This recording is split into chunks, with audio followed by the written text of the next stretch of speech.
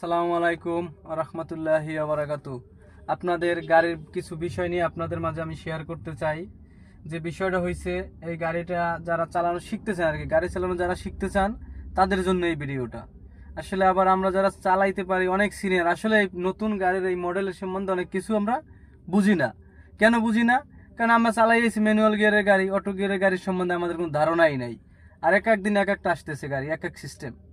তো আসলে gear liver একই, কিন্তু সিস্টেমগুলো সবাই আমরা বুঝি না। তো আপনাদের দেখাইতে নিয়ে আসতেছি। দেখেন, এই গাড়িটা আপনি স্টার্ট করবেন। প্রথমে স্টার্ট করার পরে ডান দিকে কাটলে 1.5 পাক ঘুরবে, বাম দিকে কাটলে 1.5 পাক, মানে টোটাল স্টারিংটা আছে 3 পাক। তো ডানে 1.5 পাক, বামে 1.5 পাক, এলো 3 পাক।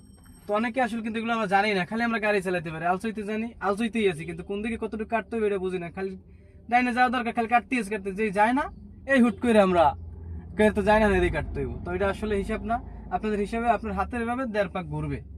এই যে দেখেন, আপনাদের এই রিমোট কন্ট্রোল গাড়ির হিসাবটা আপনাকে বুঝাই। পুশের গাড়ির এই যে পুশ করলেন, ব্রেকে পাড়া দিলেন, গাড়িটা স্টার্ট হয়ে গেল। আর অনেকে যায় শুধু পুশ করে, চাবি খুঁজে পায় না, কারণ ওই যে সিনিয়র, কিন্তু তারা জানে না এই জিনিসগুলা, যে আসলে এখানে চাবি না, এটা রিমোটে চাপ দিতে হইবে। তা রিমোট দিছে, চাবি খুঁজে পায় না, স্টার্ট করবে কিভাবে সে? তো অতএব এভাবে তো স্টার্ট করা যায় না। ব্রেকে পাড়া দিতে হবে, এই যে ব্রেক, তারপর এখানে পুশে পাড়া দিতে হবে, স্টার্ট করতে হবে। তারপর সামনের দিক তাকাতে হবে। এই যে গিয়ার লিভার দেখেন, এখানে আছে এখন পার্কিংয়ে, আপনারা দেখেন এই পার্কিং, এই যে পিতে পার্কিং, আর এ ব্যাগে, এনে নিউট্রাল, ডিতে ড্রাইভ। তারপর যদি ঢাকার ভিতরে সাধারণত এই ডিতে থাকলেই হয়, এসে দরকার হয় না, বিতেও দরকার হয় না।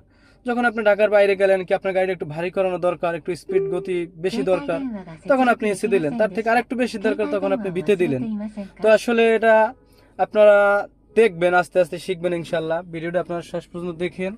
এবং আপনাদের মাঝে আরো ফাংশন আছে, এসি টেসি, এই রেডিও, তারপরে ধরেন মানে ইউটিউবের কিছু গান টান শুনতে চাইলে মোবাইল থেকে ডিভিডিতে অ্যাক্টিভ করলে এই যে গানের দরকার আছে, এই গানগুলো আসলে আপনাদের নতুন কোনো ভিডিওতে আবারও আমি দেখাবো ইনশাল্লাহ। ভালো থাকবেন। আসসালামু আলাইকুম রহমতুল্লাহ।